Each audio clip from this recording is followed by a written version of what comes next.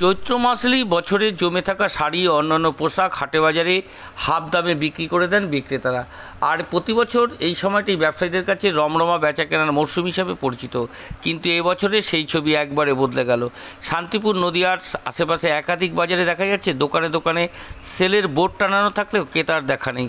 স্থানীয় এক ব্যবসায়ীর কথা, চৈত্র সেলে আমরা শাড়ি পোশাক সব কিছুই আগেভাগে স্টক করে রেখেছিলাম, দামও অনেকটা কম হয়েছে, কিন্তু বাজারে মানুষের আনাগোনা একেবারেই কম, কেউ দরদাম পর্যন্ত করছে না।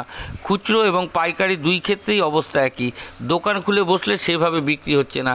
ব্যবসায়ীরা জানাচ্ছে আর্থিক অনিশ্চয়তা এবং মূল্যবৃদ্ধি সামগ্রিক বাজার মন্দর জেরে মানুষের অপ্রয়োজনীয় কেনাকাটা এড়িয়ে চলছেন। অনেকেই বলছেন দাম কম থাকলেও মানুষের হাতে টাকা নেই, সংসারের প্রয়োজন খরচা চালানোতেই হিমশিম খেতে হচ্ছে। তবে নতুন পোশাক কিনবে কী করে? চৈত্র মাসের এই সেলের ওপর অনেকটাই নির্ভর করে স্থানীয় বিক্রেতারা। বছরের শেষ দিকে বেশি বেচাকেনা কমে যায় বলেই এই সময়টা তারা ধরে রাখেন মূল বিক্রির সময় হিসাবে। কিন্তু এবছর সে আশায় জল ঢেলে দিল বাস্তব পরিস্থিতি। 24 ঘন্টা ইন্ডিয়া টিভির প্রতিনিধি নদিয়া থেকে জগন্নাথ মণ্ডলের বিশেষ প্রতিবেদন।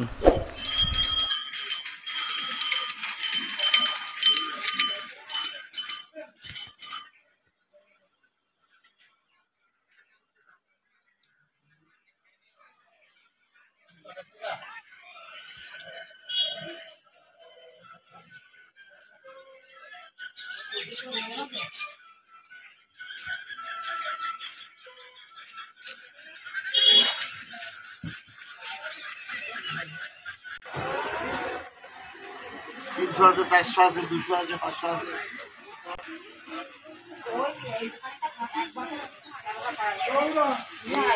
দাদা, চৈত্র মাস তো শেষের দিকে, এবছর সেলে বেচাকেনা কেমন করলেন? অন্যান্য বারের থেকে খারাপ এবছর প্রচুর মালই পড়ে আছে সবই, আবার পরের বছরের জন্য দেখতে হবে। মানুষ আসছে না? না, এবছর লোকজন খুব কম। কেন আসছে না বলে মনে করছেন? অর্থনৈতিক পরিস্থিতি সবার এখন খারাপ। এই বাজারটার নাম কি? বড় বাজার, শান্তিপুর। আপনার নাম? অজিত ভট্টাচার্য। তো শেষের দিকে এবার সেলে বেচাকেনা কেমন হলো? মোটামুটি খুব ভালো না, খুব খারাপ। অন্য বছরের তুলনায় খারাপ? কী জন্য খারাপ, কি বুঝতে পারছেন?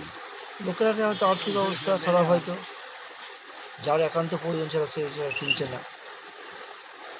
সেলের মাল তো যথেষ্ট দাম কম, হ্যাঁ অনেক, তারপরেও কাস্টমার আসছে না। না তাহলে কি অর্থনৈতিক পরিস্থিতি খুবই খারাপ মানুষের? খারাপ না হলে কী করে নিলে, লোকের পরিস্থিতি না খারাপ হলে কিনে নেবে। এটা কোন বাজার? এটা শান্তিপুর বড় বাজার। আপনার নাম? আমার নাম রাজীব দত্ত। আপনারা দেখছেন 24 ঘন্টা ইন্ডিয়া টিভি, সর্বদা সবার পাশে সবার মাঝে। আজ এ পর্যন্ত। সঙ্গে রাখুন 24 ঘন্টা ইন্ডিয়া টিভি, দেখতে থাকুন সব জেলার সব খবর সবার আগে 24 ঘন্টা ইন্ডিয়া টিভির পর্দায়। নমস্কার।